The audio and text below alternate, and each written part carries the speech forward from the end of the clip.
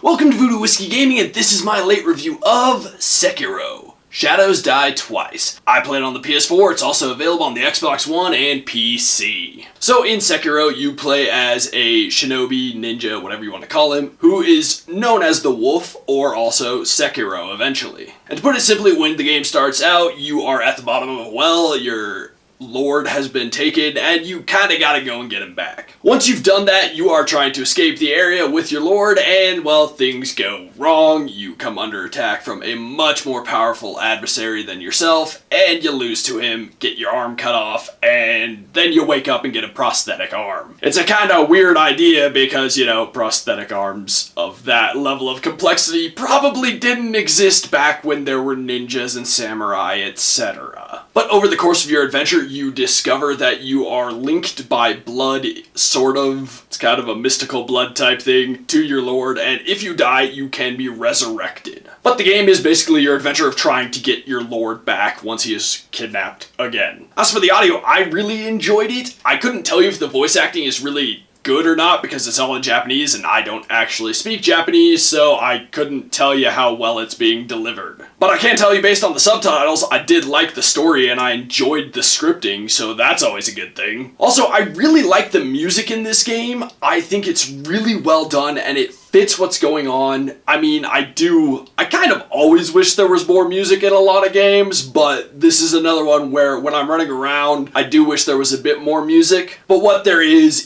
good and I enjoyed it. As for the sound effects, I was really impressed with the sound effects in this game. I think they work very well, despite the fact there is a lot of stealth in this game, or you can use stealth in this game. It's one of the few times where I feel like the sound effects don't matter as much to the stealth. That being said, the sword sound effects, the enemy sound effects, just the ambient sound effects in general, they all worked very well to help build this world. Now, as for the gameplay mechanics and whatnot, this is very much a Soulsborne style game. So it's a third-person action RPG like Bloodborne and Dark Souls, since it's made by the same company. And while Dark Souls is very much the blocking game, Bloodborne is the dodging game, Sekiro is the parrying game. When you block, your real goal is to block at the last possible minute so that you can parry your enemy, opening him up for an attack. And everybody, including yourself, has the posture meter, which your goal is to deflect the attacks, guard from the attacks, attack your enemy, all of which are meant to wear down the posture meter so that you can perform a death blow. And on your average enemy, these death blows will wipe them out immediately, whereas most bosses, it might take 2 death blows, so it's not really a death blow, but they still refer to it as a death blow. You can also trigger death blows by sneaking around, which I found very useful. It's a tactic that I personally really enjoyed. You can jump down on them and perform death blows if they don't know you're there, or you can literally sneak up behind them and do it. Now, as for the prosthetic arm that I mentioned in the story, that comes into gameplay territory because you can use it as a grappling hook in both combat eventually, and to traverse the world. That's one thing that makes this very unique from Dark Souls and Bloodborne, is that this allows you to go up buildings, up trees, and do it in a rapid manner, and even utilize it in combat. Not only that, you can get special abilities for your prosthetic arm, like one of my favorites was the axe to help break through the shielded enemies because those shields are a bitch to deal with if you don't have it. But you can also get things that will launch shurikens or like a little flamethrower in it. A variety of tools that are, quite frankly, really beneficial. I've heard a lot of people say that they found Sekiro easier than Bloodborne or Dark Souls. I personally did not, and that stems from the fact that while it is an RPG, it doesn't work like a traditional RPG in that you can grind enemies and gain extra XP to power yourself up before a boss fight. While taking down enemies will give you XP, you can only use that to buy new skills or kind of upgrade skills. You can't use it to upgrade your health, your damage, your posture meter. You are able to upgrade those things, but you can really only do that through beating fighting bosses. So for me, I found that a bit more difficult, and it kind of annoyed me. It definitely slowed down my progress. Because while I don't think grinding should be a necessity, I do think that if you choose to grind to give yourself a little bit of a leg up, that's totally fine. That being said, I really enjoyed the gameplay. I like the fast-paced nature of it. I like that it's new for them in a lot of ways, but it is still very familiar. Now, as for the controls work great. Let me start out by saying that. They are very responsive, they are very accurate. My only complaint is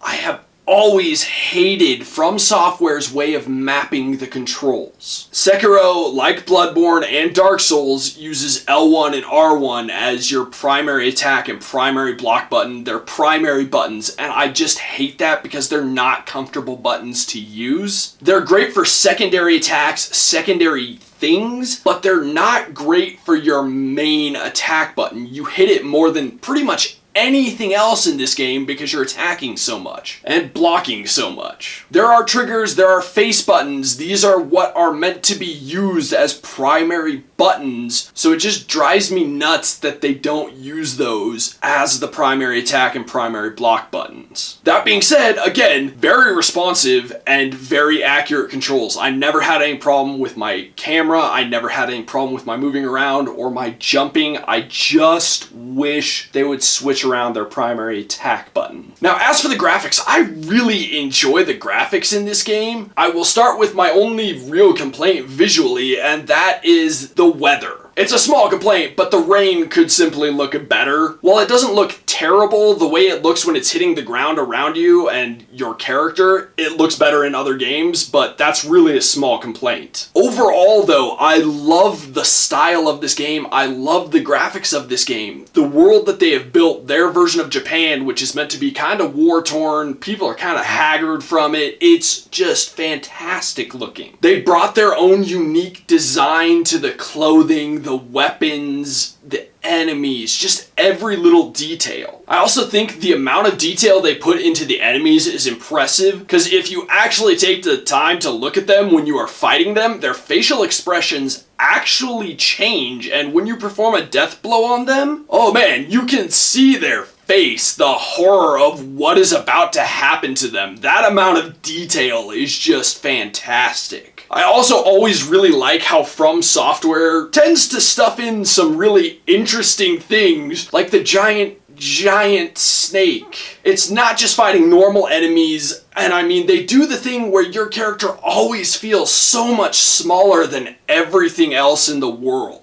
And I've always loved that. I love their visual style. I like what this game looks like. I was actually really impressed with it. So to wrap this up, I really don't have that much else to add to this game. If you love those get good games, if you're looking for a challenge, this is a buy. If you've liked Bloodborne, if you've liked Dark Souls, buy this game. It is different in its own way from those, so it isn't like you're just buying a new Dark Souls where it's a different world, same control, same blah blah blah. It's different from those previous games, and that makes it excellent, honestly. I like it a lot. So, fully recommend this game. Okay, so in the comments below, why don't you tell me Dark Souls 1, 2, or 3? And as always, thanks for watching. If you enjoyed the video, please hit that like button, and if you like what I'm doing in general, sure subscribe. Have a good one.